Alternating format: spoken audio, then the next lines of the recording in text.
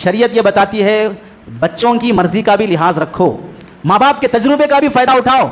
लड़के नौजवानी में सिर्फ अपनी ख्वाहिशात को देखते हैं और माँ बाप सिर्फ ख्वाहिश नहीं, उनकी ज़िंदगी को देखते हैं कि हमेशा कैसे जिएंगे, वो सब सहारे देखते हैं माँ बाप। तो माँ बाप को चाकी तजुर्बे का फ़ायदा उठाकर उनके मशवरे से निकाह होना चाहिए। भाग गए, रजिस्टर मैरिज कर लिए, कोर्ट मैरिज कर लिए, चंद दिन जिएंगे, उसके बाद सड़क पे आ जाएंगे।